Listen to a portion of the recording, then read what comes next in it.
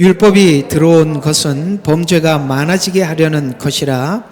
그러나 죄가 많아진 곳에 은혜가 더욱 넘쳤나니 죄가 군림하여 사망에 이른 것 같이 은혜도 의를 통하여 군림하여 예수 그리스도 우리 주로 인해 영원한 생명에 이르게 하려는 것이니라. 아멘. 여러분, 이 내용을 얼마나 깊이 있게 소화하고 이해하느냐는 1차적으로 보면 그래, 우리 인생 속에 사망이 계속 군림한 것처럼, 개역개정에는 왕으로 이렇게 나와 있습니다. 왕노릇하여 이렇게 나와 있을 것입니다. 그래서 우리 모든 인류에게 사망을 가져다 준 것처럼 생명이 우리에게 군림해서 왕노릇해서 뭡니까? 하나님 은혜가 왕노릇해서, 요게 이제 생명이 아니라 은혜가 왕노릇해서 생명에 이르게 하려는 것이다. 이 말은 성경 전체가 흐르고 있는 아주 중요한 주제가 되겠습니다. 자, 우리 한번 좀 이 내용을 여러분들 참 설명하기가 쉽지를 않아요. 그러니까 여러분들이 잠시라도 생각이 딴 데 갔다 외출했다 딱 들어오는 순간 그 다음부터 이해하기가 어려워지니까 아주 초집중을 하셔야 되는데, 저도 이게 참 부담스럽습니다. 이거 설명이 쉬운 설명은 아닌데, 문제는 여러분들이 이게 깊이 있게 알지 못하면 신앙이 깊어지지 않아요. 그래서 우리가 신앙이 깊어지기 위해서라도 성경이 말하는 내용을 깊이 있게 이해를 하고 소화를 할 때 여러분들의 신앙이 깊이가 있어져 가거든요. 우리가 지금 이제 성경을 많이 읽으면 성경이 열린다. 그래서 우리 그런 운동을 한 적이 있죠. 성경 성경이 읽어지네, 이건가? 하여튼 성경인가요? 제목이? 성경이 읽어지네. 그렇게 했죠. 그런데 이걸 아셔야 돼요. 성경이 누가 읽느냐라는 게 중요한 겁니다. 그러니까 성경을 어떤 각도, 시각에서 읽느냐가 중요한 것이죠. 그러니까 사람들이 성경을 내가 이렇게, 성경은 이런 이야기일 거야 라는 것이 성경의 방향이 정해져서 보다 보니까 성경이 읽어지기는 읽어지는데 이상하게도 내 마음이 하나님을 바라보는 시각이 어떠하냐에 따라서 그 방향으로 열린다는 겁니다. 그러니까 성경이 읽어지네가 문제가 아니라 성경이 뭘 말하는지 알고 읽어야 성경이 읽어지네가 진짜가 되는데, 그걸 모르고 아무리 읽어봐야, 읽어져봐야 그게 한계가 있다는 것입니다. 성경이 어떤 방향에서 어떻게 우리에게 뭘 설명을 하고 있는지 알고 보면 성경이 읽어지네가 진짜 성경 끝까지 가서 파낼 수 있겠죠. 대충 보는 게 아니라 정말 끝까지 성경을 보게 되는데, 이런 이야기입니다. 성경은 자유에 관한 이야기입니다. 자유의지. 그러니까 하나님의 말씀과 자유의지. 지금 에덴 동산에 있었던 선악과 사건을 완전히 활짝 펼쳐놓은 거거든요. 자유의지와 하나님의 말씀. 앞에 인간이 이렇게 되는 거죠. 자, 그러면 하나님 이제 에덴 동산을 보면 자유를 주잖아요. 자유. 그게 뭐죠? 다 먹어도 좋은데 이거는 먹지 말라. 그러니까 그리고 하나님께서 자유를 줍니다. 그런데 자, 한번 여러분, 이제 제가 질문을 합니다. 어떤 질문을 하느냐면, 여러분, 자유라는 말이 여러분들에게는 어떻게 들리냐, 이 말이. 이게 참 중요해요. 자유 그러면 우리가 가장 먼저 어떤 생각이 쓱 들어오냐면은 권리, 이런 생각이 들죠. 혹시 책임이라고 생각해 본 적은 잘 없을 겁니다. 다시 한번 질문해. 이것 분명하게 하고 지나가야 되는 거거든요. 다시 한번. 자유 그러면 우리가 언뜻 가장 먼저 탁 떠오르는 생각이 내 권리, 이런 생각이 들지, 책임이라는 생각은 잘 안 드는 게 인간이에요. 그렇기 때문에 그 권리를 통해서 죄를 지었지 책임을 다하지 않았습니다. 그러면 아담과 하와에게 준 권리와 책임에서 보면, 권리는 뭡니까? 다 먹어도 좋다. 또 하나는 그 모든 짐승들의 이름을 지어라. 이것이 다스리라는 권리잖아요. 근데 딱 한 가지만 구분을 해 두었어요. 그게 뭐죠? 선과 악을 구분하는 것은 하지 마라. 그건 하나님의 권리다. 그건 뭐냐면 책임이단 말이에요. 이렇게 감이 살짝 오셔야 돼요. 이 자유의지가 어떻게 흘러가는지를 보셔야 돼요. 그렇죠? 그러면 아담과 하와는 책임 쪽에서 자유를 생각했어요? 권리 쪽에서 생각했어요? 권리 쪽에서 생각을 했는데 그 권리를 이용해서 하나님을 대적하는 쪽으로 갔죠. 그래서 쫓겨났죠. 쫓겨나고 난 뒤에 내가 잘못했구나 하고 반성하는 게 아니라 한 백성 이스라엘을 선택을 해서 하나님께서 또 한 번 우리에게 에덴 동산에 있었던 선악과 사건을 구체적으로 온 인류에게 펼쳐 보여준 사건이 출애굽 사건입니다. 그러니까 종살이를 실제 종살이를 시켜서 자유를 억눌렀죠. 그리고 하나님께서 가나안 땅에 데리고 갔습니다. 그리고 자유를 줬더니 왕을 거절합니다. 뭐지요? 나 통제하지 마. 내 마음대로 살게. 이게 사사기예요. 맞죠? 오늘은 사사기, 열왕기, 사도행전 요 세 개를 짚어서 오늘 설명을 한번 풀어가 보려고 그러는 거예요. 그러니까 자유를 줬더니 사람들이 자유를 남용하더라. 그래서 사사기가 계속 반복되는 말이 뭐예요? 왕이 없으므로 자기 소견에 옳은 대로 행하였더라. 이 말이 계속 반복되었잖아요. 그렇죠? 그러니까 여러분, 우리가 애들 마음속에, 여러분들도 이제 다 자랐으니까 여러분들 어렸을 때 어떤 게 우리 마음속에 깊이 억눌려 있었냐면, 부모의 간섭으로부터 내가 자유를 얻기만 하면, 그런 생각하고 살으셨나요? 그래. 그래야 이제 말이 되는 거예요. 그러면 내가 억눌렸던 거, 그게 사사기다 이 말이에요. 이해가 가요? 애굽에서는 바로가 억눌렀고, 광야 생활하면서 하나님이 통치를 했는데 자유를 주니까 필요 없다는 거예요. 내 마음대로 살겠다는 거예요. 그러니까 살아보니까 엉망진창이고 완전히 무너져 버렸잖아요, 사사기에서. 근데 그때 무슨 생각을 했냐면, 모델이 없어서 그런가 보다. 왕을 세우고 그 왕이 그래서 모델을 찾아보니까 사울이 나타난 거예요. 야, 겸손해 보인다. 그래서 그를 왕으로 세웠습니다. 그러면 그 왕이 책임을 다하는 왕이었으면 좋겠는데 왕을 세웠더니 전부 다 권리만 주장하더라는 거예요. 그게 열왕기상하예요. 이게 성경을 여는 시각이에요. 이런 걸 모르면 아무리 읽어도 그 부분이 다 조각이 나버리고 마는 거예요. 하나님은 전체를 모아두었는데 이 모아둔 걸 몰라요? 그래서 왕을 세웠더니 두 종류의 사람이 생겼는데, 하나는 북이스라엘. 북이스라엘은 하나님의 통치를 벗어나서 그냥 자기들 마음대로 하나님을 섬기겠다라고 올라간 북이스라엘.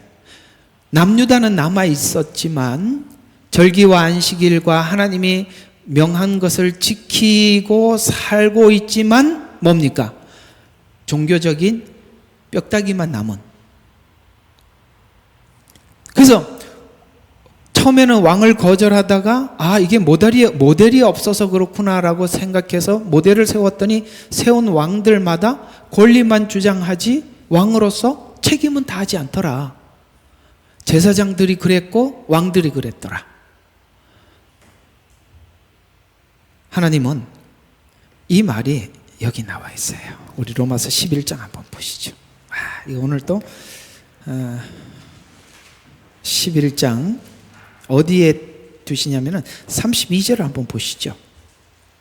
자, 하나님께서 그들 모두를 믿지 않은 가운데 가두었대요. 여러분, 구약에 이게 뭘 이야기하느냐? 왕이 없어도 타락하고 왕이 있어도 타락하더라. 나는 타락할 수밖에 없더라. 아덴 동산에 아담과 하와는 그 옛날 우리 시조가 아니라 나구나. 이렇게 이제 된 거죠. 맞죠? 에덴 동산의 아담과 하와는 그 옛날에 우리 시조, 인간의 조상이 아니라 그가 곧 나와 같은 사람이더라. 내가 거기 있었더라도 그랬겠구나. 이제 이걸 공감한다. 가두었단 말이죠. 그러니까 이스라엘에게 율법을 줘도 어떻게 되더라? 율법을 줘도 안 되고, 율법이 없는 이방인들도 안 되더라. 그래서 전부 다 가두었어요. 뭘 가두느냐 이거죠. 어디다 가두었냐 이거. 실패에다가 가두었다. 사망에다 가두었다. 오케이? 예, 가두었어요. 왜 그렇게 가두어야 합니까? 은혜의 문을 보려면 우리가 할 수 있는 건 다 해봐야 돼요. 하나님이 그걸 둘째 아들 이야기로 딱 풀어놨죠. 야, 원해? 다 해봐. 뭐 필요해? 그래? 뭐 내 상속, 하나님 우리에게 준 상속이 뭡니까? 자유의지입니다. 뭐 이렇게 머리에 딱 맞듯이 띵 하더라도 그거구나 이렇게 붙잡으면 돼요. 자유의지입니다. 그래서 마음대로 살아라고 내보냈죠. 마음대로 살아서 그의 삶이 윤택해지고 바르게 갔나요? 다 소비하죠. 그게 구약이죠. 다 소비했어요. 아무것도 남은 것이 없다는 거예요. 그래서 항복을 해야만이 은혜를 붙잡게 되죠. 그러니까 우리가 은혜를 스스로 붙잡지 않는다는 얘기가 되는 거예요. 그래서 이상하게도 기독교는 실패가 죽음이 뭘 만들고 이렇게 나와요. 근데 세상은 실패와 죽음이 끝인데 기독교는 실패가 시작이래. 죽음이 시작이래. 세상에는 없는 진리거든요. 그래서 가두었다라는 말을 알아들어야 돼요. 그래서 모두를 가두었다라는 이 모두는 유대인이나 이방인들을 다 가두었다는 이야기가 되는 것입니다. 그래서 한 문을 열어서 누구나 이 길만이 살 길이구나 라고 은혜의 문으로 들어가게 했다는 것이죠. 이게 성경 이야기예요. 그게 어디 나오느냐? 사도행전에 나온다는 거예요. 그러면 한번 봐요. 사사기는 왕이 없어서 망했고 열왕기 상하는 왕이 있어서 망하고 그러니까 우리는 있어도 없어도 그게 그거야. 그죠? 그런데 성령이 임하고 은혜가 임하니까 구약에 그렇게 법칙으로 만들었던 계명들을 스스로 지키더라는 거예요. 그래서 그게 사도행전 2장에 나오는 자기 재산을 팔아서 가난한 사람에게 스스로 나누어 주는, 이거는 구약에 있을 수 없는 일. 뭐가 왕이 되니까 그게 가능해지더라? 은혜가 왕이 되니까. 바로 그걸 설명을 하려고. 이제 방향을 잡았습니다. 오늘 설교가 그 얘기니까 한번 가봅시다. 그래서 우리가 믿는 것은 사사기와 같은 개념도 깨져야 돼요. 난 내 마음대로 해도 내가 할 수 있다. 그걸 하나님께 드리는 것이 신앙생활 안에 들어와 있어요. 하나님이 우리를 부르고 난 뒤에 그걸 깨우치는데 여러분들이 그걸 다 깨우치고 온 사람이 아무도 없다. 이 말이에요. 이상하게 우리가 예수를 믿고 은혜를 받고 오면 나는 둘째 아들 과정을 다 지났습니다. 거짓말 하지 마세요. 지금 제가 우리 둘째 아들만 데리고 있거든요. 아시겠어요? 아니에요. 그게 신앙생활 과정 속에 있어요. 예. 그래서 우리가 결국에는 딱 남는 게 뭐냐면 있어도 안 되고 없어도 안 되고 하나님의 신실함만이 나를 붙잡아 갈 수 있습니다라고 거기에까지 오라는 거예요. 그래서 우리가 성도가 믿는 믿음은 하나님을 의지하는 그 하나님의 성실함 이외에는 우리는 아무것도 기대할 것이 없다라는 이야기가 오늘 성경이 우리에게 하는 말씀입니다. 그러면 자, 오늘 이 굴림이라는 말로 킹제임스 성경은 나와 있고, 그 다음에 개역개정에는 왕노릇이라는 말로 나와 있으니까 어쨌든 그 같은 의미니까 한번 봅시다. 자, 굴림 곧 왕노릇한다는 말의 의미는, 은혜가 왕노릇해서 만들어낸 것은 성경의 역사와 족보에서도 나타나. 지금 이제 성경의 역사와 족보, 아까 사사기, 열왕기 이걸 통해서, 구약을 통해서 잠깐 언급을 했습니다. 역사를 통해서 잘 나타나 있다. 자, 은혜가 굴림 곧 왕노릇해서 인간의 실패 속에, 구약은 완전한 실패예요. 하나님과 이별을 하고 우리는 하나님 더 이상 필요 없습니다. 너 사랑했다. 전 사랑을 전혀 느끼지 못했습니다. 이게 부부들이 이혼 자리에 가보면 마지막에 다 같이 그럽니다. 나 너 사랑했어. 어떻게 사랑했는데? 그럼 그쪽에서도 묻죠. 나도 너 사랑했어. 어떻게 사랑했는데? 나는 하나도 느끼지 못했는데? 뭐 이렇게 이제 말라기에서 이렇게 하나님과 이게 이별을 한다는 말이죠. 그래서 인간의 실패 속에, 그 사랑의 실패 속에 하나님은, 문제는 뭐냐? 우리는 변덕이야. 근데 하나님은 항상 신실해. 이걸 성경은 얘기하고 싶은 거예요.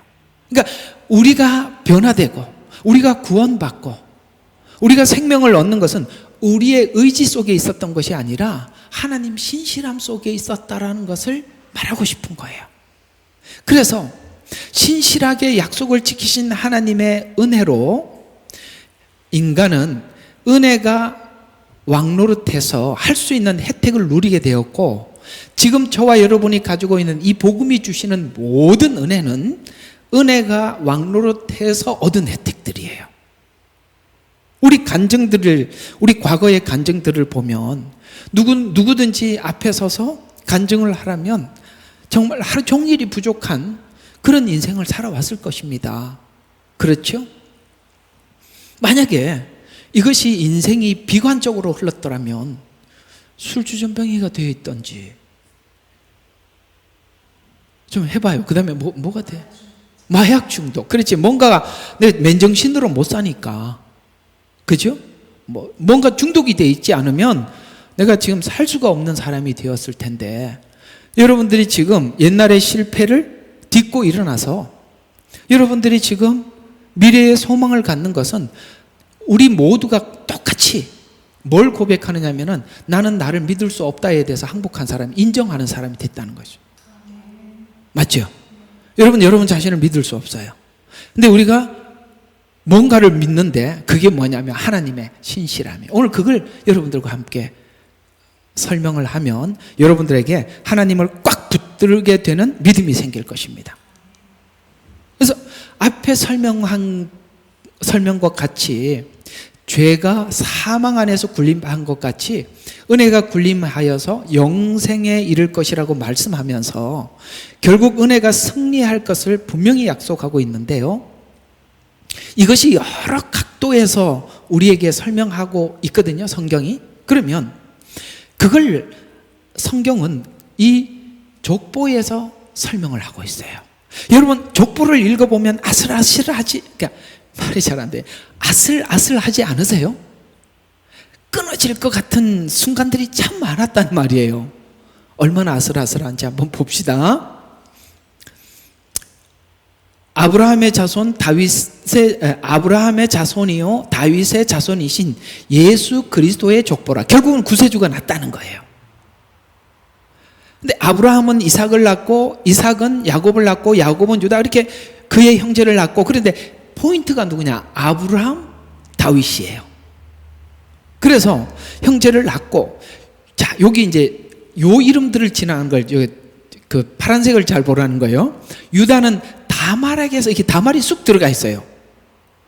베레스와 세라를 낳고, 베레스는 헤스론을 낳고, 헤스론은 아람을 낳고, 아람은 아미나답을 낳고, 아미나답은 나손을 낳고, 나손은 살몬을 낳고, 살몬은 라합, 이게 딱 들어가 있죠. 라합에게서 보아스를 낳고, 보아스는 룻에게 오벳을 낳고, 오벳은 이세를 낳고, 이새는 다윗 왕을 낳으니라. 다윗 왕은 이상하게 우리아의 아내라고 얘기하고 있어요. 다윗의 아내가 아니야. 재밌죠? 예, 우리아의 아내에게서 솔로몬을 낳고, 지금 다윗, 아브라함과 다윗 이렇게 나오는데 다윗이 쓱 등장하는데 끊어질 수밖에 없는 상황들이 여러 번 있었다, 이렇게 얘기를 하는 거예요. 다말 여기서 끊어질 수 있었고, 라합에서 끊어질 수 있었고, 진짜 우리가 볼 때 아닌 누구 아내, 우리아의 아내에서 솔로몬을 낳았다. 그래서 이새는 다윗 왕을 낳았다, 이렇게 얘기했는데 다윗 왕이 깨끗해야 되는데 이상하게 이상한 사람들이 쑥쑥 들어가 있다, 이렇게 얘기를 하고 있는 것입니다. 왜 마태복음이 아브라함과 다윗의 자손임을 성경은 열고 시작하는 이유는 이 인물 때문에 그런 거예요. 3절에 유다가 다말에게서 베레스를 낳은 것은 수치스러운 이야기를 기록한 것이죠. 여러분 아시죠? 시아버지하고 며느리 아닙니까? 우리가 상식적으로 어떻게 하나님의 거룩한 역사 속에 이런 사람이 들어가 있나라고, 인간이, 하나님이 아무리 약속을 해도 인간이 하나님의 일을 이루는 걸 보면 이상하죠. 이상하게 일을 했는데도 그게 다 하나님이 했다고 자랑을 하기는 하는데 들어보면 자기 자랑이야. 이해가 가요? 이건 좀 해봐야 아는 사람들인데, 5절에 보면 살몬은 라합에게서 보아스를 낳았는데, 놀랍게도 여러분 아시다시피 라합은 이방인이면서도 또 창녀였습니다. 이 둘 다 이방인이거든요. 이 족보를 기록한 이유는 다윗의 왕과 곧 다윗 왕을 강조하기 위해서 그런 것입니다. 그러면 족보는 다윗 왕에게 맞춰져 있는데, 인간의 역사 속에 하나님이 왕 노릇해서 하나님이 군림해서 그 일을 이룰 수 있었지 인간은 아니더라는 거예요. 그래서 인간의 역사 속에 하나님이 왕 노릇해서 무언가를 만들어내는 과정에서 인간의 역사는 수치스러움에도 불구하고 수치스러운 역사 속에서 하나님의 왕 노릇, 통치가 있었음을 증거하려 하기 때문인데요. 또 14대에서 14대로 나누는 이유도 다윗이 왜 분기점이 되는가라는 부분인데, 이것이 여기에 중심이 되는 두 사람이 아브라함과 다윗인데요. 하나님의 백성들에게 무엇을 주려고 하는가라는 것인데요. 그 증거를 증거하기 위해서 중요하게 나타난 이름이 바로 하나님이 주체가 되어서 그 언약을 성실하게 이루었기 때문에 너에게 찾아온 믿음이 된 거고 소망이 된 거고, 이해가 가죠? 우리 구원이 된 것이지, 내가 구원을 붙잡아서 된 것이 아니라 하나님께서 그 일을 성실하게 이루었기 때문에 그렇지, 우리가 하나님이 아무리 약속을 한다고 하더라도 인간은 그걸 이룰 능력이 없더라. 그걸 성경은 자꾸 이 족보를 통해서 우리에게 밝혀주고 싶은 거예요. 우리 믿음 생활했던 우리 자신들을 보면 아슬아슬한 인생을 걸어왔을 것입니다. 그렇죠? 여러분들이 얼마든지 교회를 떠날 수 있는 여러 가지 조건과 상황이 있었는데, 또 떠나놓으면 하나님이 붙잡아다 놓고, 하나님이 떠날 것 같으면 또 붙잡아다 놓고, 그죠? 사람들이 떠나는 이유가 여러 가지가 있어요. 크게 두 가지로 보는데, 너무나도 하나님 앞에 실망해서 떠나는 사람이 있고, 어떤 사람은 너무 하나님이 복을 많이 줘서 떠나. 그러니까 사람은요, 줘도 문제고 안 줘도 문제라는 거예요. 그죠? 너무너무 하나님의 훈련이 세면 지금 하나님이 진짜 계시는 거 맞아? 이렇게 해서 또 떠나기도 하고. 전 또 이런 것도 참 늘 불안한 게 뭐냐면, 뭔가 좀 잘 풀린다 그러면 걱정이 돼요. 목사님 오늘 날씨 좋은데요, 뭐 이런 주일인데 뭐 이런 얘기 할까 봐 엄청 두렵거든요.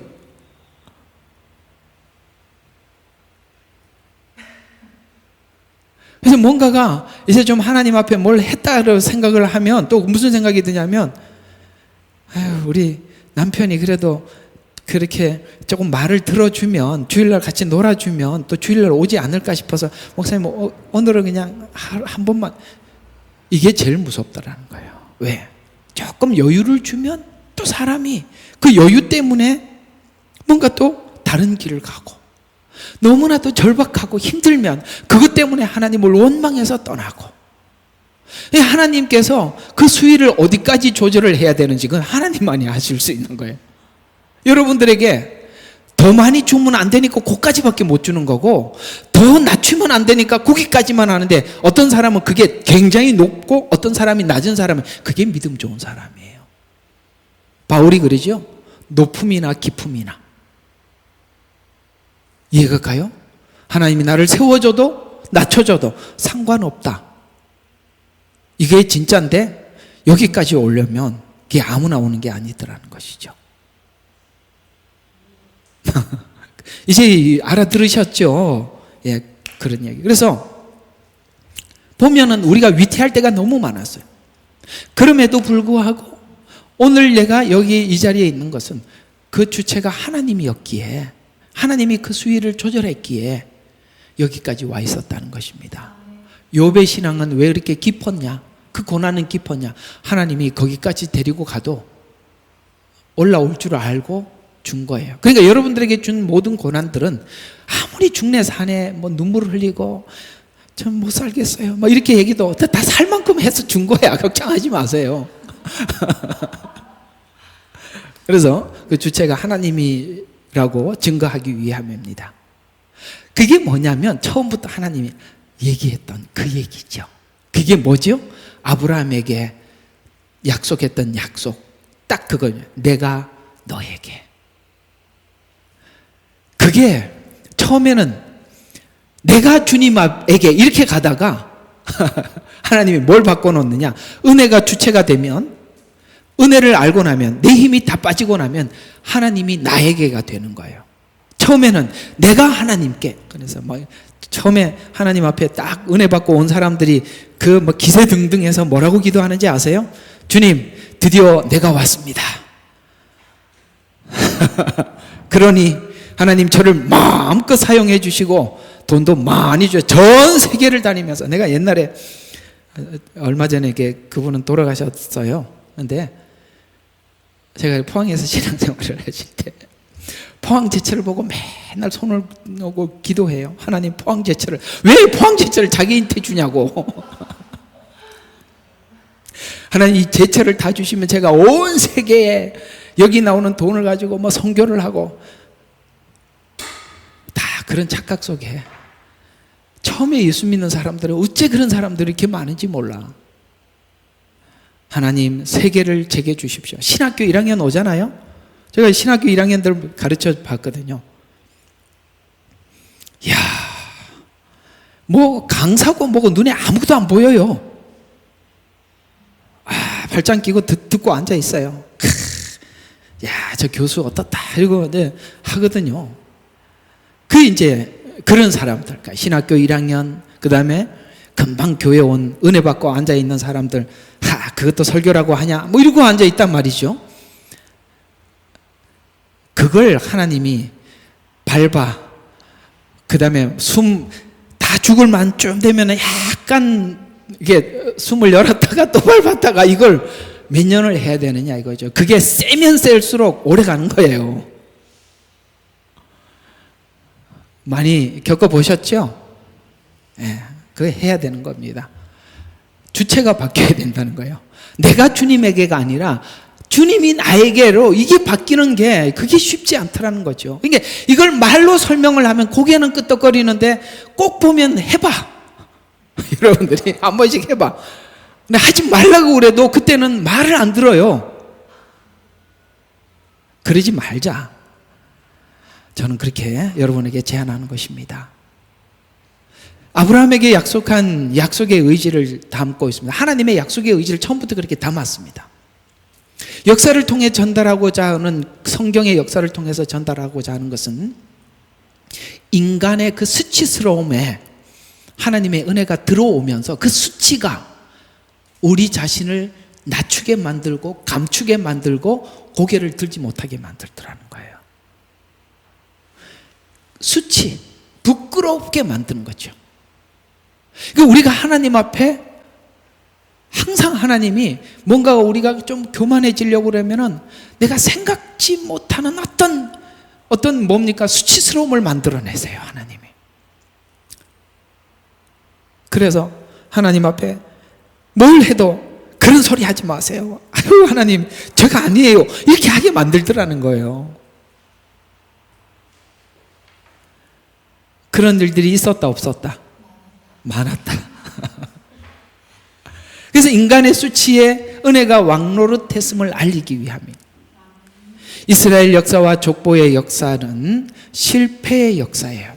구약이 전부 다 실패의 역사인데 내가 그 언약을 이루어 갔음을 아까 그 족보에서 볼 수 있듯이 결정적인 증거가 예수님이 마태복음의 족보로 하나님이 보내주셨다는 것입니다.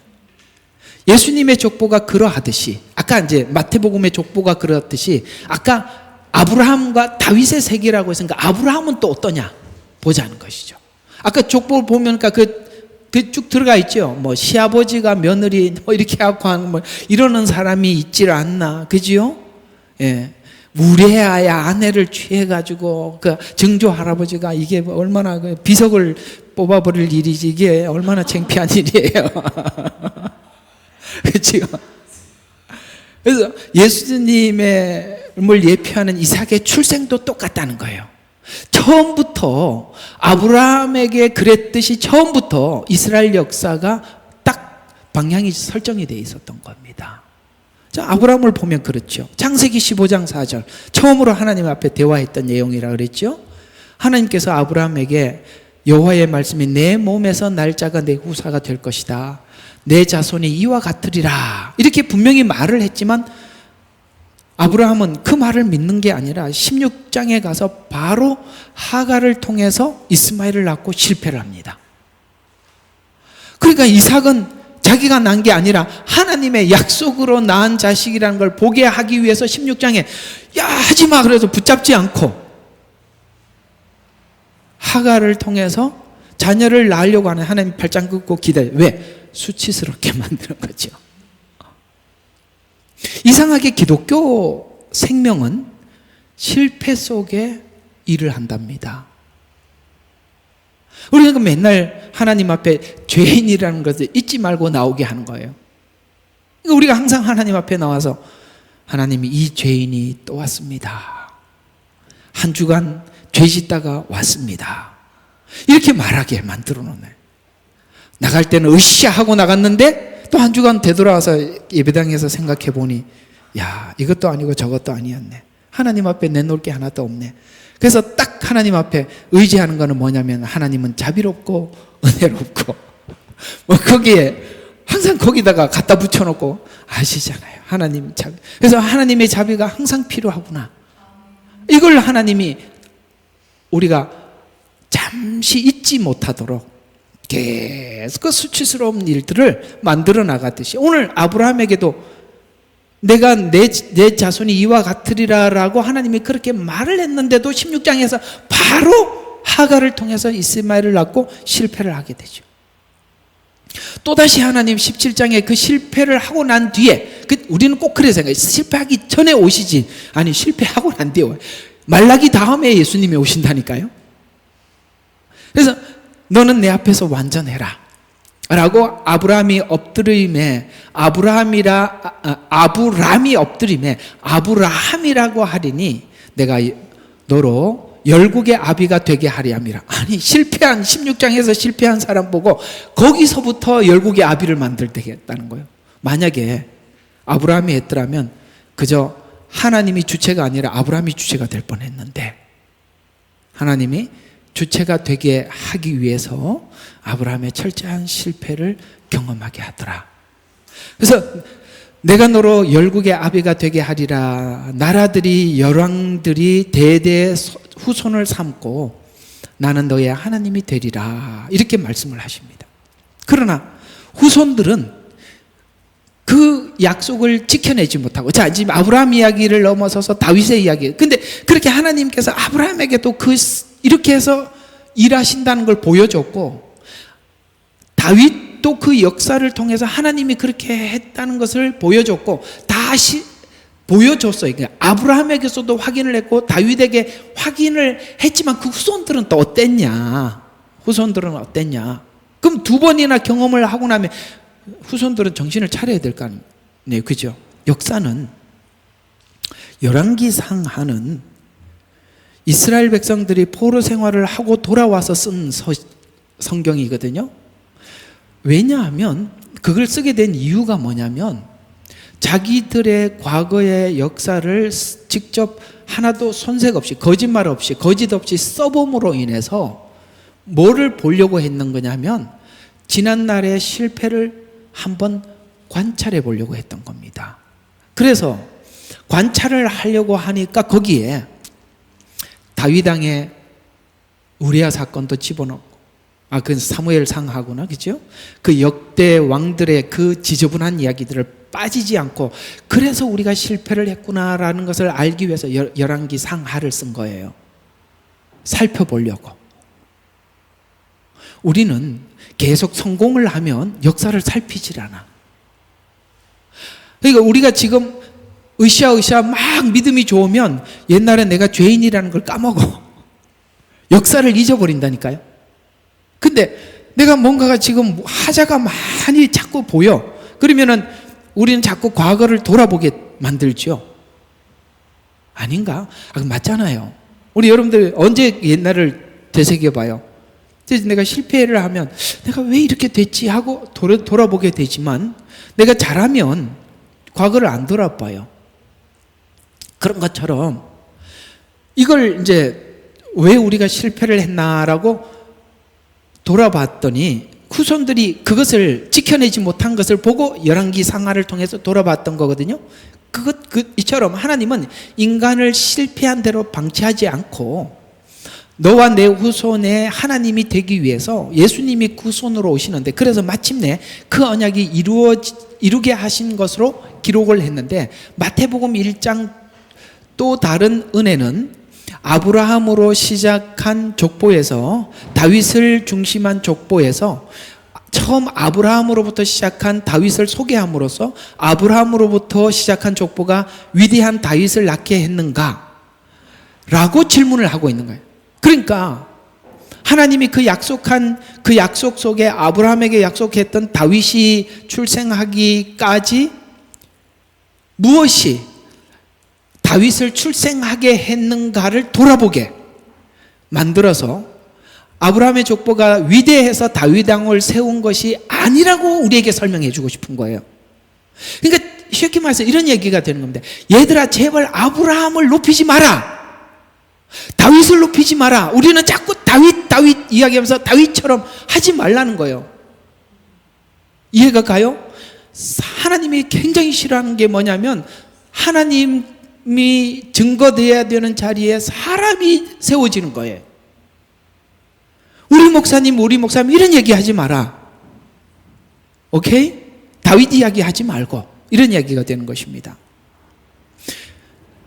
그래서 우리가 한번 생각해 봐요. 아브라함을 믿으면 아브라함이 위대한다고 쭉 성경을 읽어보면 아브라함이 어딜 꺼내놔도 창피한 사람이에요.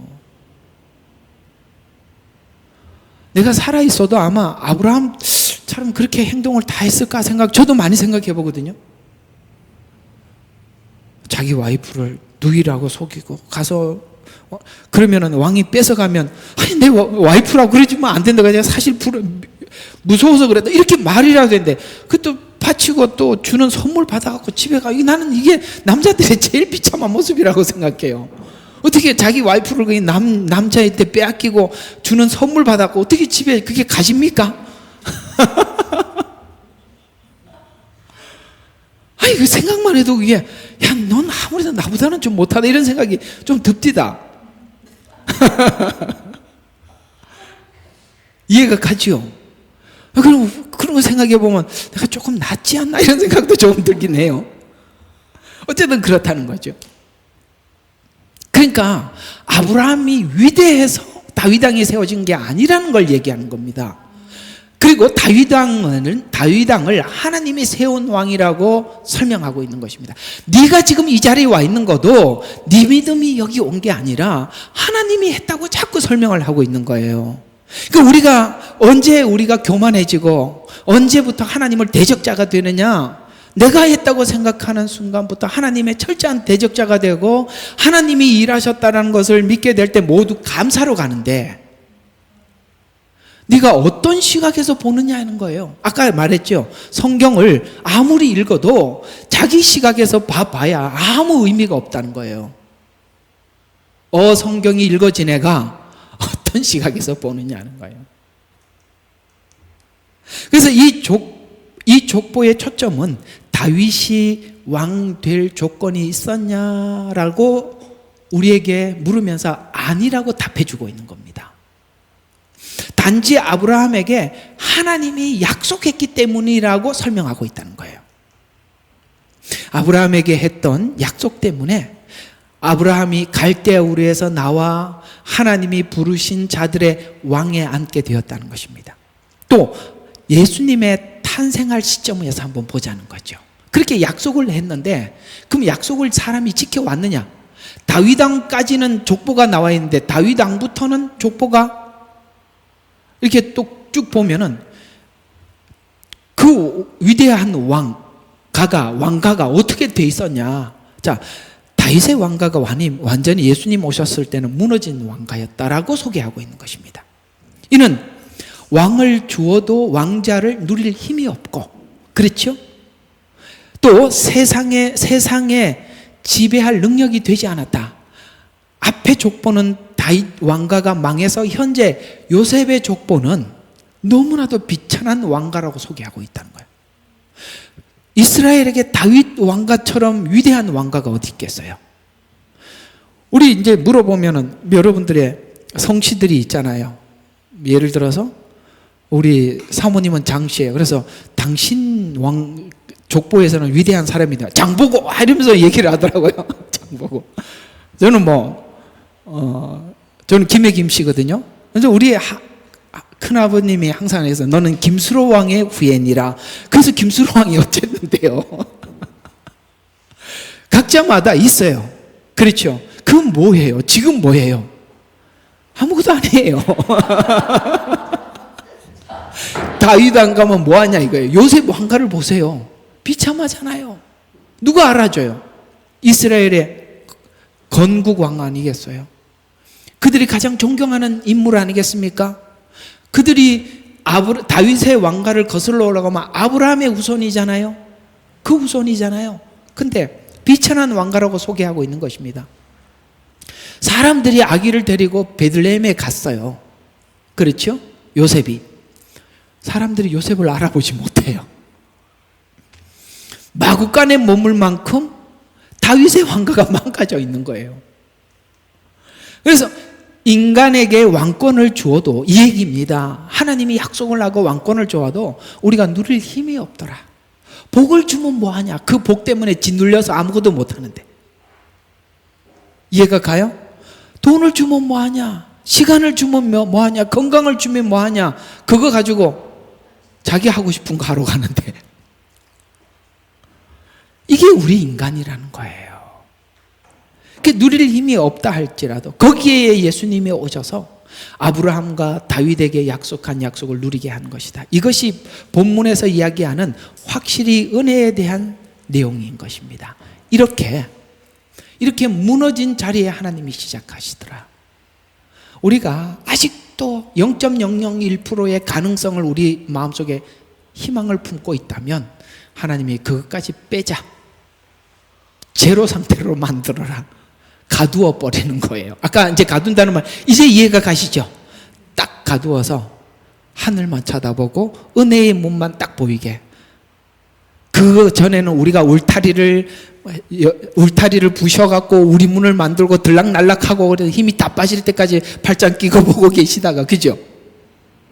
또 여기다 문을 닫고 또 우리는 또 다른 또 울타리를 터서 또 우리 문을 만들어갖고 들락날락하다 이것도 아닌 게비요 이렇게 하고 하여튼 울타리는 또 한 번씩 다 열어보고 아니네 하다가 딱 한 문만 전문밖에 없구나. 하나님이 바로 요지죠. 예. 그게 하나님과 우리의 씨름이라고 욥기에서 말한 거예요. 욥기가 그래서 중요하다니까요. 예, 안 가네요? 이게 왜 안 가? 예. 그래서 다윗의 왕가에 대하여 약속하신 내용을 보면 우리가 여기에서 소망을 갖는 거예요. 여기에서 믿음을 갖는 거예요. 이게 굉장히 중요한 이야기예요. 사무엘하 7장 8절부터 17절에 있는 중요한 이야기만 쭉 뽑아보면은 다윗의 왕가가 오늘 요셉의 왕가를 보면 다 무너져 있었는데 하나님이 다윗에게 약속한 약속들을 가만히 보세요. 내가 너를 영원히 경고케 하리라. 여러분, 다윗은 좀 있으면 죽을 거예요. 근데 영원이라는 단어를 씁니다. 이게 가능한 일입니까? 우리 인간에게는 말도 안 되는 거예요. 왜? 다윗은 죽을 거예요. 그런데 영원을 약속하지요? 또 너희 후손들이 잘못할 거다. 남유다를 보면 다윗의 왕가를 하나님께서 그 왕가를 이어갑니다. 그래서 북이스라엘은 왕들이 바뀌어버리면 그 친척들이 다 죽임을 당해서 그냥 끊어져 버려요. 족보가. 북이스라엘은 그래서요. 근데 남유다는 그 명맥을 계속 이어가는 거예요.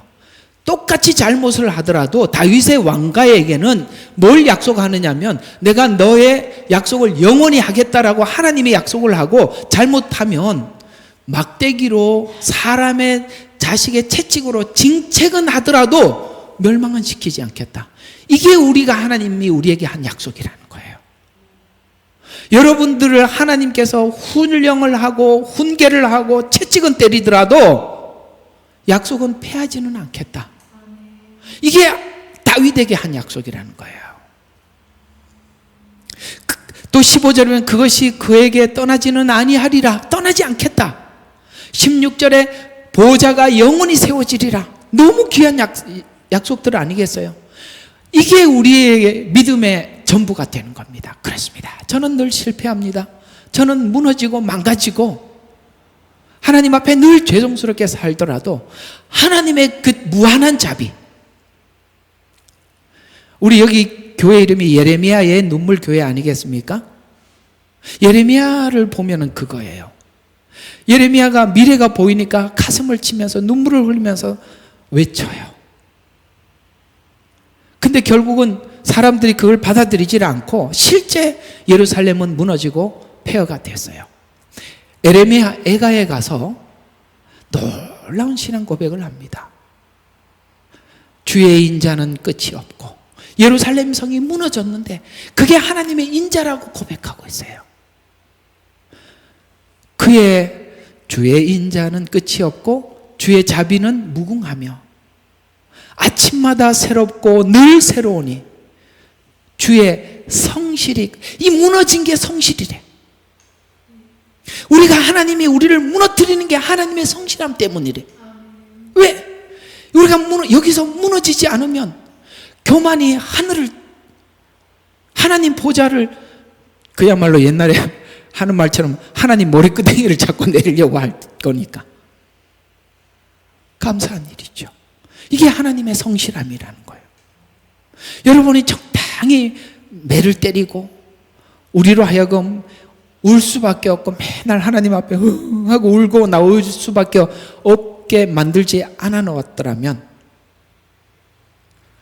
이 교회는 왜 그래?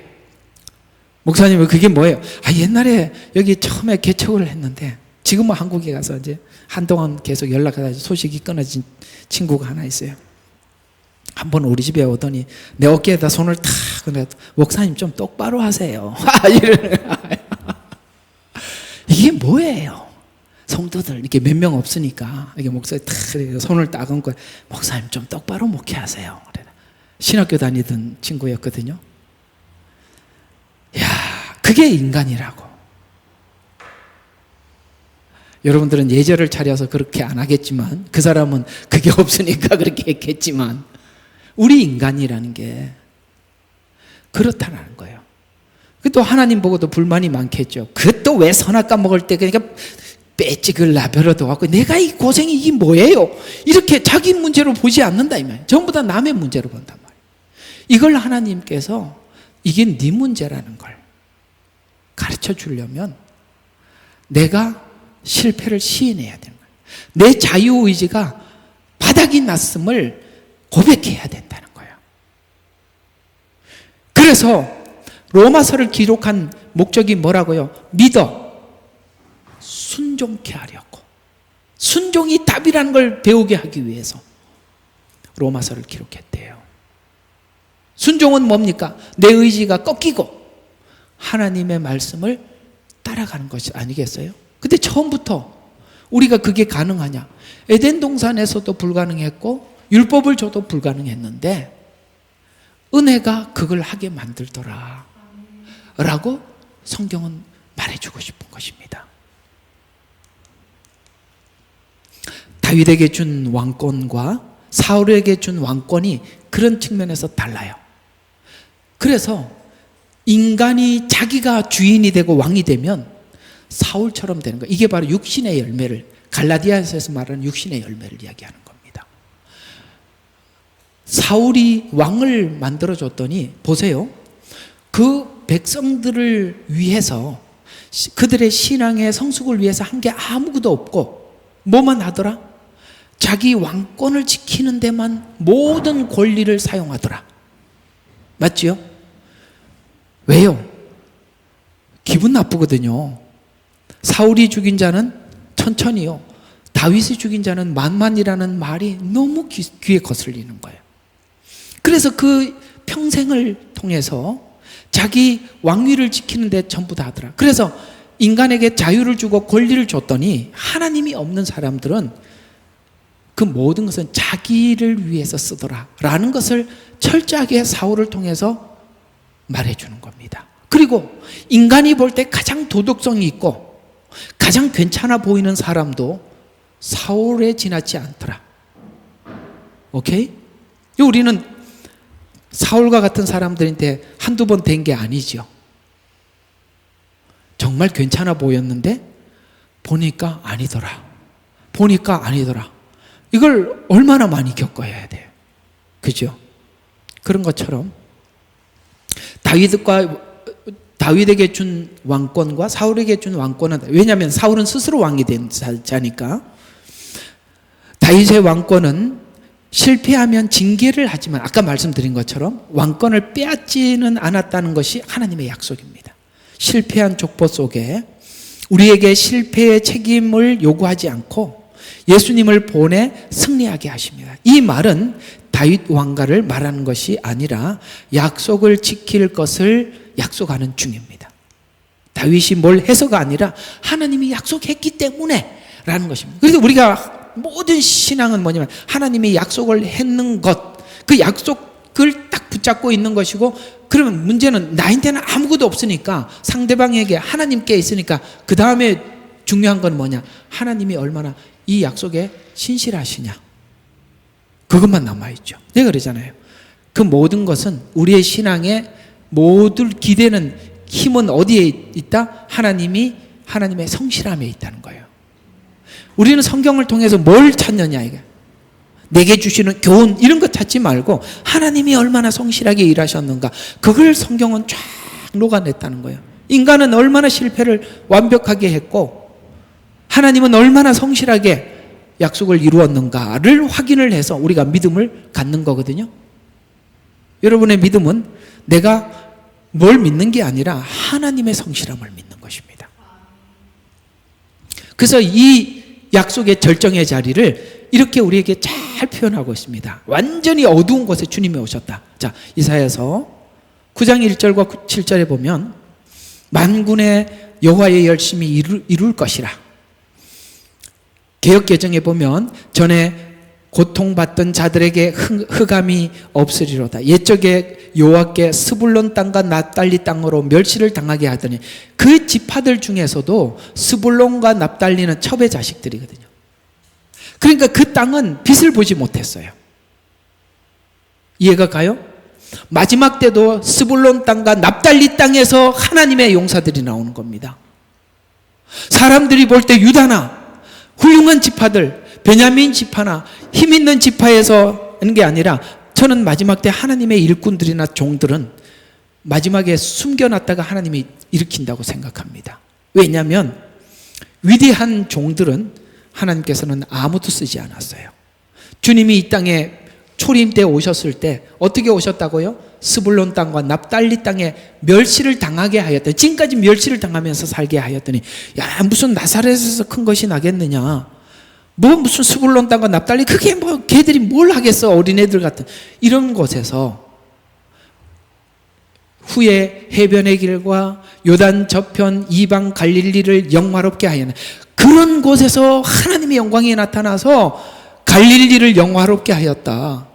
흑암에 있던 자들이 큰 빛을 보고 사망의 그늘진 땅에 거주했던 자들이 빛이 비치도다. 주께서 이 나라를 창성하게 하시며 그 즐거움을 더하게 하셨으므로 예수님이 오신 그것은 우리에게 뭐냐? 추수하는 즐거움. 여러분 있잖아요.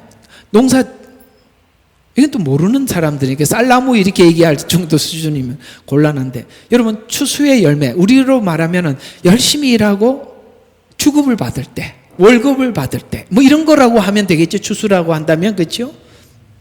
여러분 일할 때는 여러분 추수할 때 그 농부들이 얼마나 기쁜지 몰라요. 그렇죠? 그래서 추수하는 즐거움과 탈취물을 나눌 때라는 것은 전쟁에서 이겨서 탈취물을 모아서 나눌 때와 같이 즐거움이, 그들이 주 앞에서 즐거워하오니 이는 그들이 무겁게 먼 멍에와 그들의 어깨의 채찍과 그 압제자들의 막대기를 꺾으시되. 무슨 말입니까? 뭔가가 우리를 억누르고 있었다는 말이에요.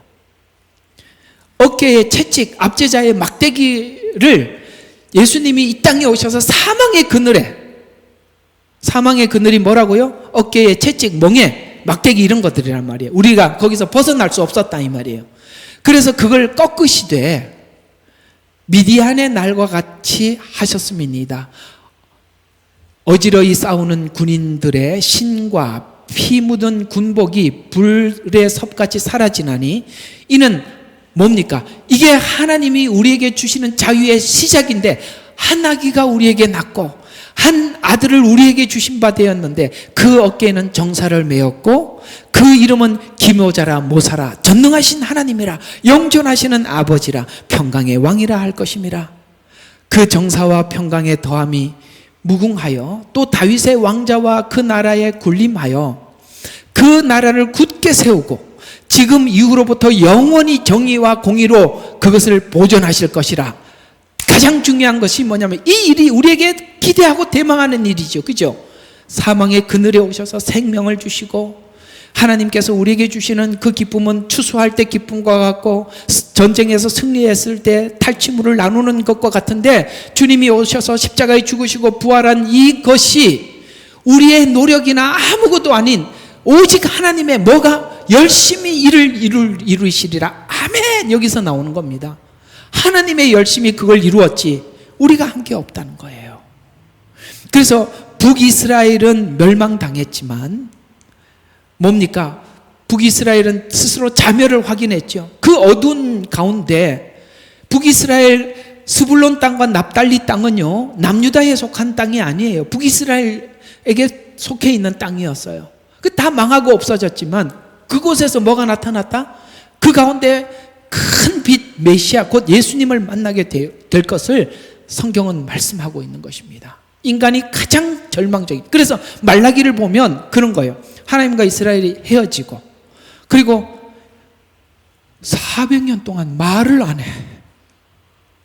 여러분 제일 힘든 게 뭐냐면 나하고 관계가 끊어진 건 아닌 것 같은데, 아니 헤어졌더라도 말은 좀 해줘야 될 거 아니에요. 그치? 어디서 산다 뭐 한다 이렇게 얘기라도 해줘야 되는데 하나님이 400년 동안 선지자 하나 안 세워요.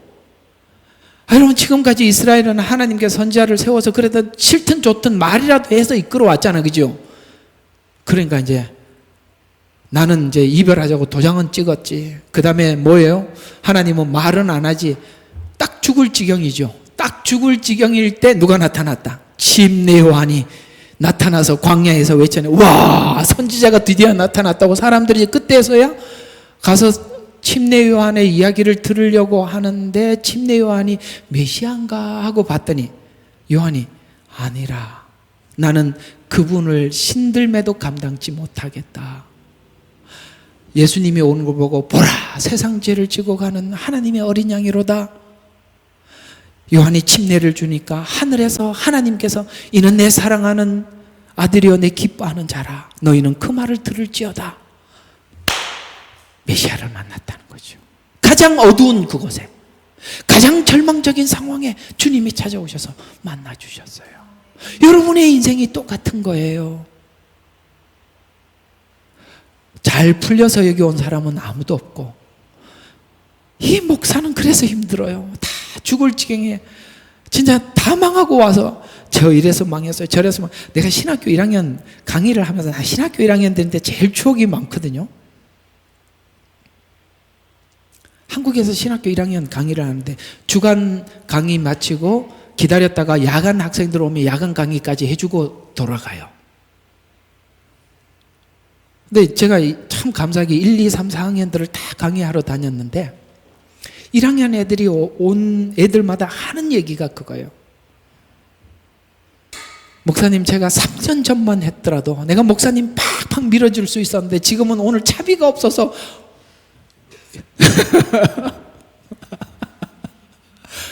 차비가 없어질 때까지 해야 오더라니까. 차비가 없어서 하나님 다 잃고 아무리 기도해도 하나님께서 내가 여기 순종해야 될 것 같아서 왔는데, 제가 3년 전만 해도 이렇게 벤츠를 타고 다녔는데 지금은 이렇게 거지가 됐습니다. 아우, 제가 다들 거지가 돼서 왔는지 몰라. 오늘 전철비가 없어서 못 왔대. 사실 저도 기름값이 없어서 신학교 다닐 때 결석 몇 번 했거든요. 왜 그렇게 하시냐 이거죠. 지혜롭고 넉넉하고 교회 개척할 만한 자금을 가지면 다 자기가 할 거예요. 완전히 뺏어놓고 하나님의 아무것도 없이 시작하게 하겠어. 하나님이 끝에 가서 네가 한 거냐 내가 한 거냐는 꼭 물어봐요. 그럼 할 말이 없죠. 주님이 하신 겁니다. 이걸 하나님이 놓치지 않게 돼. 내 영광을 마귀에게 누구에게도 빼앗기지 않겠다. 그게 하나님의 질투예요. 내 열심이 결국은 이루고 말 것이다. 내 영광은 넌데 네가 다른 누구에게 영광을 돌리는 꼴을 못 보겠다. 이게 하나님의 의지라 이 말이에요. 그런 방법으로 하나님의 열심이 이룰 것이다. 내가 너희한테 준 것은 추수할 때와 같고 전리품을 나눈 것 같아서 풍성하다. 네가 해봐야 찌끄레기 얻지만 하나님이 주면, 나는 그렇게 생각해. 정말 하나님이 주시면요 따라다니면서 주셔요. 우리가 뭘 하려고 하니까 은행이 문을 닫거나 망하면 아무것도 못 얻는데 하나님이 따라다니면서 주니까 어디를 가도 주시더라고. 중국 가도 주고 사이판 가도 주고 호주 와도 주고 그냥 따라다니면서 주셔. 그거예요. 그럴 때 우리가 하나님이 주셨다는 걸 알게 되지 않겠어요? 우리가 가끔씩 그걸 잊어버릴 쯤 정신 차리게 하려고 돈도 뺏고 안 줘. 왜? 네가 잊어버렸구나. 내가 준 거. 그 교육시키는 거죠. 꼭 기억하세요. 하나님은 질투하는 하나님이에요. 당신께 돌아가야 될 영광을 다른 누군가에게 돌리는 꼴을 하나님 더 이상 볼 수가 없는 겁니다.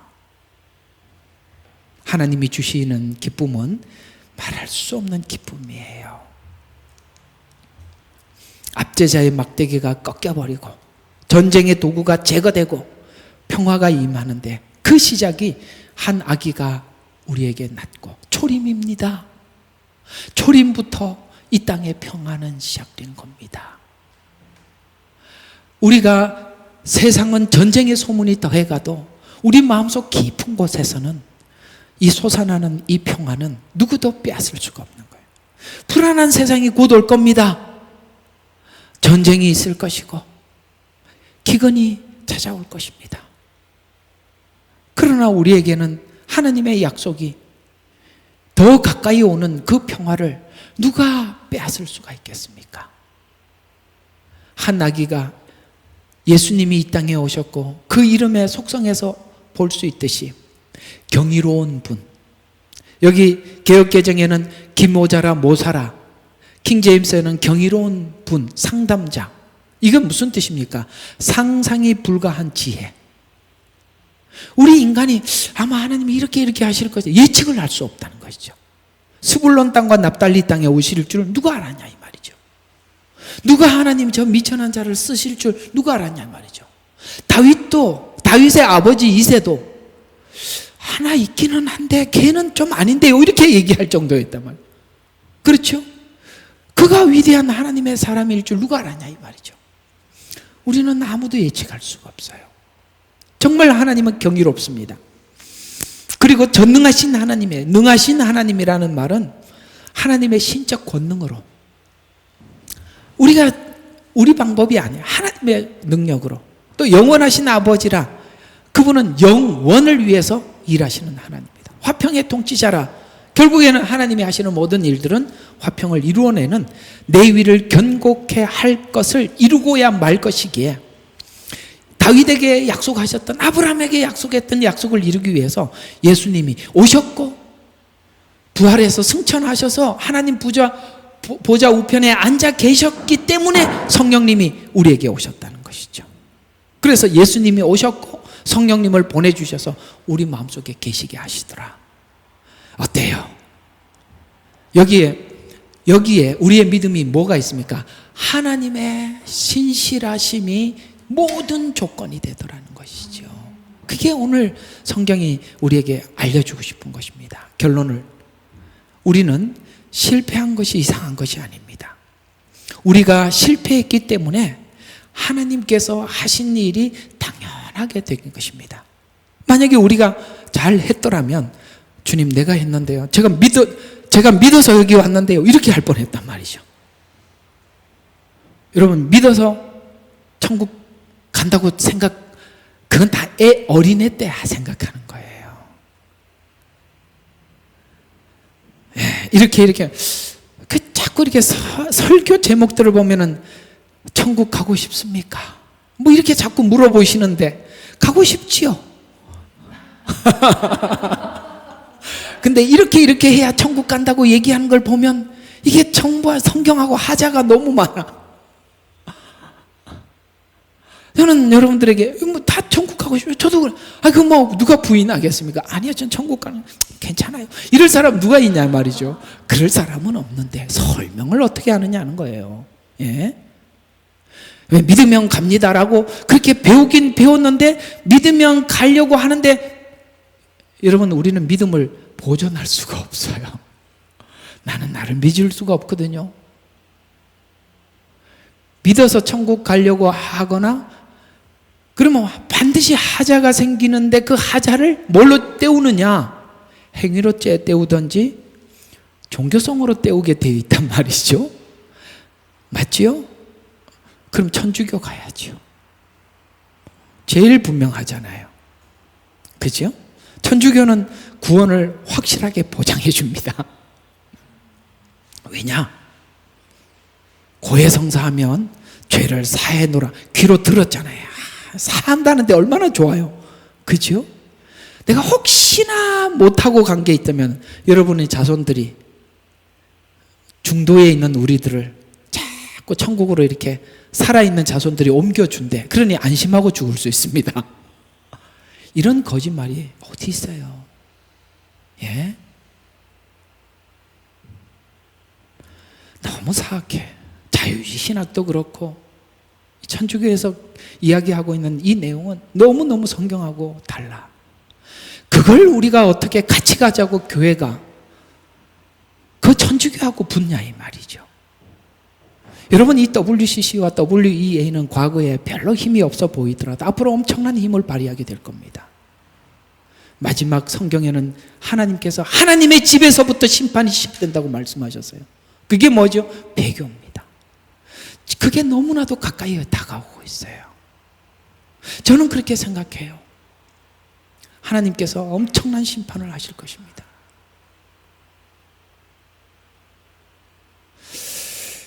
그런 얘기들은 저녁에 하도록 합시다. 계속 한번 봐요. 우리의 실패가 운명을 좌우하지 못하고 주의 손에 붙잡혀 있음을 알고 하나님의 간섭을 믿으라는 거예요. 그러니까 우리는 처음에 그런 생각이 돼요.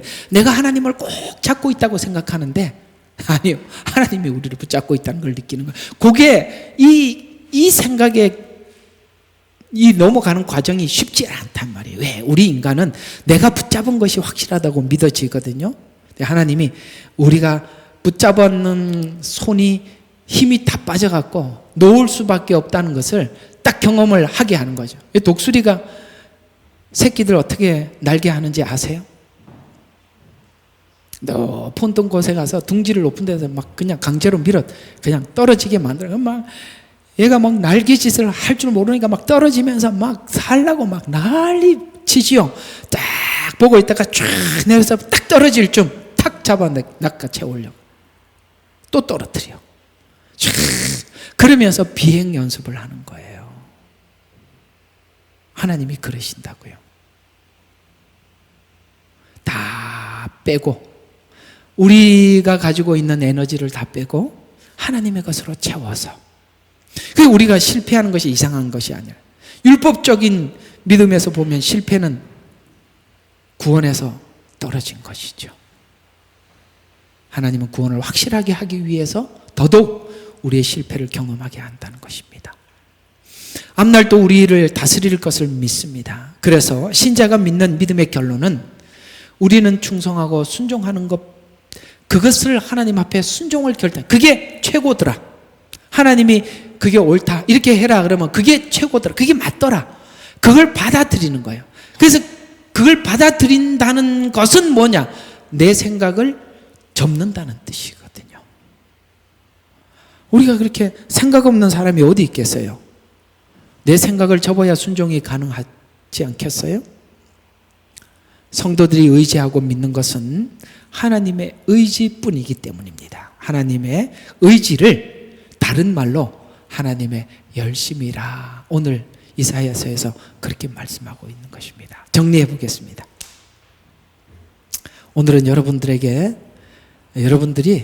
내가 이렇게 하나님을 믿기 때문에 내가 믿습니다라는 그거 아니라는 거 아시겠죠?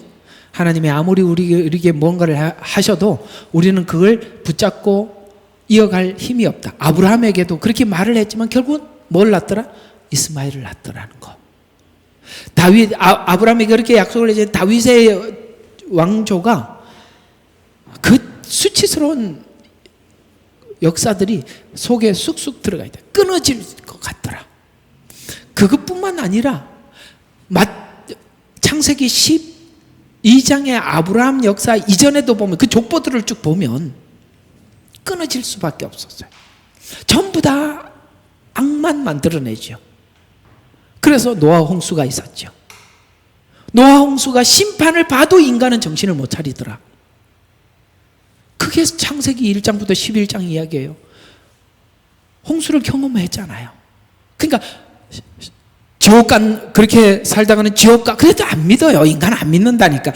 심판을 경험하고도 노아 후손만 출발을 해도 안 믿잖아요. 여러분들 지옥 이야기하면 다 믿을 거라고 믿지는 않지요? 우리 지옥 간다고 얘기들 많이 했습니다. 우리 가족들에게 하다 안 되고 에이 그렇게 살다 지옥 가라 그러면 나보고 자기 보고 지옥 가라 그런다고 뭐라 그래, 그지요? 저주한다고. 여러분 지옥이 있는 걸 안다고 믿느냐? 그게 이런 게 많아요. 어떤 사람이 하나님께서 환상을 보여주고 지옥을 보여주고 왔는데도 하나님을 떠나는 사람들이 많아요. 천국을 보여주는, 그래서 결국은 그런 것들이 전부 다 하나님을 만나라고, 성경 속에서 하나님을 만나라고 하나님께서 이끌어준, 눈을 열어준 것에 불과한데 내가 천국을 갔다 왔기 때문에 나중에도 천국 간다, 이 말이 아니라는 이 말이에요. 오케이? 히브리서 6장이 그 말이란 말이에요. 하나님이 다 보여주네. 은사도 맛보고 다 봤어요. 그런다고 해서 하나님 믿는 게 아니에요. 하나님이 그걸 통해서 하나님의 일하심을 성경을 통해서 봐라 라고 말씀하고 있는 것입니다. 여러분의 믿음이 하나님의 의지, 하나님의 성실함, 하나님의 성품에 모든 것을 걸고 믿어 나가는 은혜가 있기를 주의 이름으로 축원합니다. 기도하겠습니다. 하나님 감사합니다. 오늘은 이 귀한 말씀을 통해서 아브라함과 다윗과 그 세계 속에 또 다윗의 약속 아래에 예수님이 오셨을 때 그 요셉이 처했던 상황, 이 상황들을 보면서 인간은 아무리 약속을 하고 말을 해도 그것을 지킬 의지와 능력이 없지만 하나님의 성실하심과 하나님의 그 신실하심이 그 약속을 이루어갔음을 믿는 믿음을 우리가 볼 때 우리의 실패에 우리가 좌절하지 말아야 할 것은 그 성실하심이, 그 인자하심이 영원하다는 사실입니다. 우리가 그걸 믿기에 오늘도 하나님 앞에 담대히 다가설 수가 있습니다. 참 그 하나님을 우리가 모시고 살기에 감사하고 행복합니다. 하나님 감사하며 우리를 구원하신 예수 그리스도의 이름으로 기도합니다. 아멘.